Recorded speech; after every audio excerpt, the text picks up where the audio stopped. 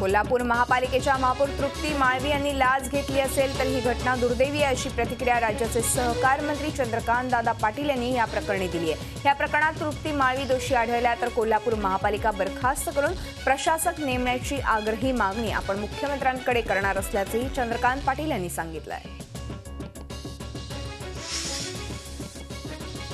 हिंगोलीत एक लाचखोर अधिकारी लाचलुचपत प्रतिबंधक विभागाच्या जाळ्यात अडकलाय। तो डॉक्टर देवीदास वामनराव आडे यांनी राष्ट्रीय ग्रामीण आरोग्य अभियान अंतर्गत स्वयंसेविकांचा प्रशिक्षणासाठीचा निधी मिळवून दिला म्हणून तालुका अधिकाऱ्यांकडे लाचेची मागणी केली होती। एसीबीने घटनेची तपासणी करून 9,000ची लाच स्वीकारताना अटक केली आहे।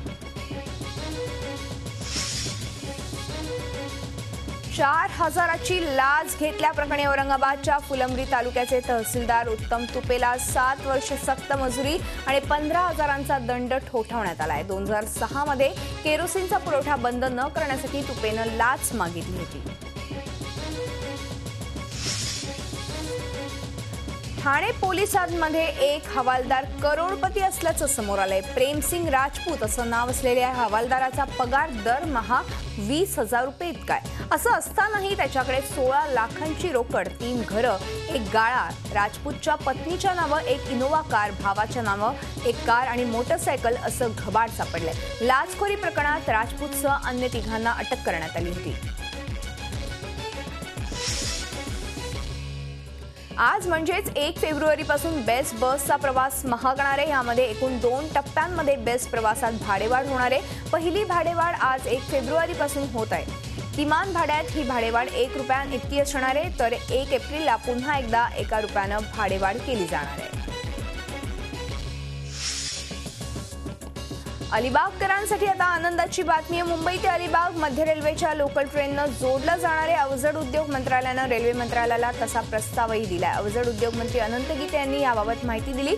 338 कोटींचा हा प्रकल्प आहे। 28 कोटींचा नवीन मार्ग टाकला जाणार आहे। पेण ते अलिबाग नवीन रेल्वे लाईन टाकली जाणार आहे अशी माहिती केंद्रीय मंत्री अनंत गीते यांनी दिली आहे। परप्रांतीयांच्या लोंढ्यांमुळेच परिस्थिती बिघडत असून महिलांच्या सुरक्षेचाही प्रश्न निर्माण होत असल्याचा टीकावजा मत पुन्हा एकदा मनसे अध्यक्ष राज ठाकरे यांनी मांडले। महिलांच्या सुरक्षेसाठी पक्षाच्या माध्यमातून राज्यभर संरक्षण शिबिर राबवण्याचा मानसही त्यांनी व्यक्त केला आहे। सर्वोच्च न्यायालयाच्या निर्देशानुसार नियमांचं पालन करूनच मुंबईतली कॅम्पाकोला इमारत नियमित करू अशी ग्वाही मुख्यमंत्र्यांनी नागपूरमध्ये दिली आहे। नियमात बसेल त्याप्रमाणेच इमारत अधिकृत करू असं त्यांनी स्पष्ट केलंय। कॅम्पाकोला वासियांच्या प्रश्नी राज्य सरकारनं निर्णय घेण्याचे निर्देश शुक्रवारी सर्वोच्च न्यायालयानं दिलेत। शेतकऱ्यांना आता जगातल्या कोणत्याही कोपऱ्यातून 7/12 उतारा मिळणार आहे। राष्ट्रीय भूमी अभिलेख आधुनिकीकरण योजनेअंतर्गत हाती घेण्यात आलेल्या फेरफार योजनेचा शुभारंभ महसूल मंत्री एकनाथ खडसे यांनी केलाय। जमीन व्यवहारांच्या नोंदीचे संगणकीकरण करून त्याचे फेरफार उपलब्ध करून देणारा भोर हा राज्यातला पहिला तालुका ठरलाय। दुष्काळ संदर्भात केंद्र सरकारकडून 2,000 कोटी रुपये मिळाले, मात्र उरलेले 2,000 कोटी रुपये केंद्रानं दिले नाहीत।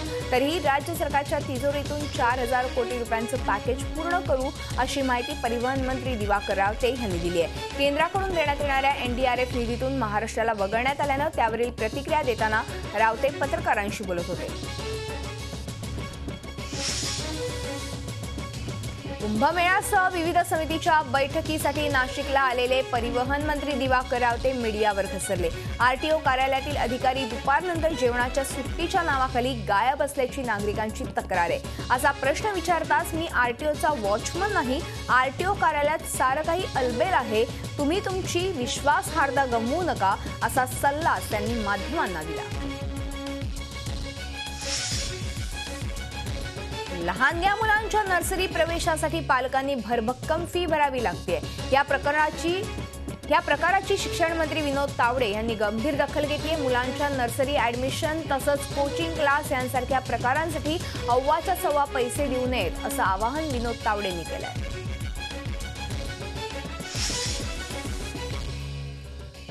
राष्ट्रवादी काँग्रेसचे नेते अजित पवारांनी साताऱ्यात युती सरकारवर टीका केली। युतीतल्या अनेक मंत्र्यांचे साखर कारखाने आहेत, मग आता सरकार FRP प्रमाणे दर का देत नाहीत असा सवाल त्यांनी उपस्थित केलाय। तर शिवसेना भाजपच्या भांडणावरूनही त्यांनी टोला हाणलाय।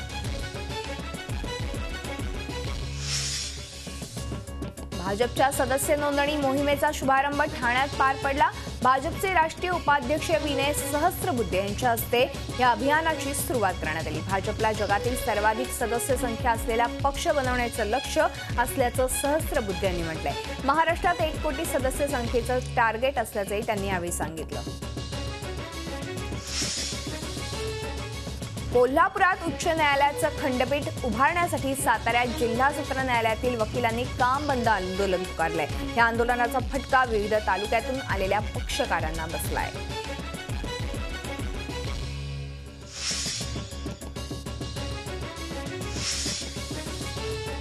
मुंबईतल्या ताडदेव इथल्या RTO कार्यालयाच्या गोडाऊनला भीषण आग लागली। शनिवारी दुपारी 3 वाजण्याच्या सुमारास आग लागलेल्या आगीत सर्व गोडाऊन भस्मसात झालं।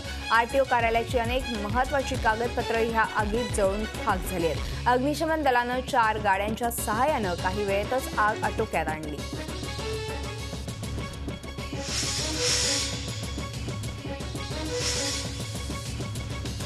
जळगाव जिल्ह्यातील सर्व पोलीस ठाण्यातील कारभार CCTVद्वारे आता मोबाईलवर वरिष्ठ अधिकाऱ्यांना पाहता येणार आहे। कोणत्या पोलीस ठाण्यात काय चालू आहे ते पाहू शकणार आहेत। हा राज्यातील पहिलाच प्रयोग असल्याचा पोलिसांचा दावा आहे। या योजनेला CCTV सर्व्हेलन्स मोबाईल असं नाव देण्यात आलंय।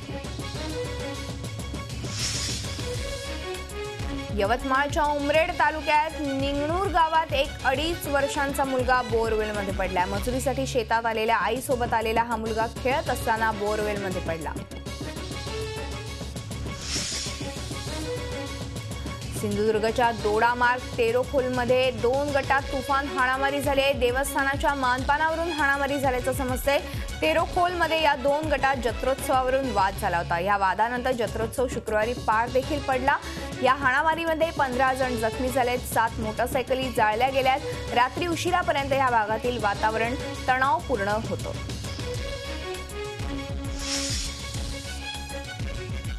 नागरिकांमध्ये झाडं तसंच पर्यावरणाबाबत जागरूकता निर्माण व्हावी याकरता ठाणे महापालिकेतर्फे गावदेवी मैदानात वृक्षवल्ली 2015 या प्रदर्शनाचं आयोजन करण्यात आलंय। या प्रदर्शनाच्या निमित्तानं झाडं, फुलं, फळं आणि भाजीपाला यांच्या स्पर्धेचंही आयोजन करण्यात आलंय।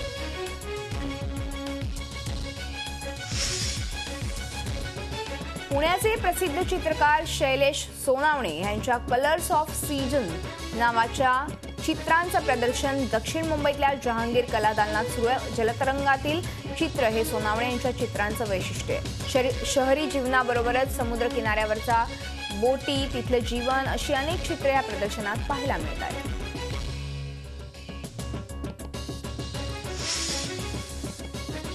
पंतप्रधान मोदी यांनी शुक्रवारी दिल्लीतील कडकडुम्मा येथे दिल्ली विधानसभा निवडणुकीत प्रचाराचं रणशिंग फुंकलं। यावेळी पंतप्रधानांनी भाजपच्या मुख्यमंत्रीपदाच्या उमेदवार किरण बेदी यांचं कौतुक करताना ज्यांना सरकार चालवण्याचा अनुभव आहे त्यांच्याच हाती सत्ता द्या असं आवाहन दिल्लीकरांना केलं।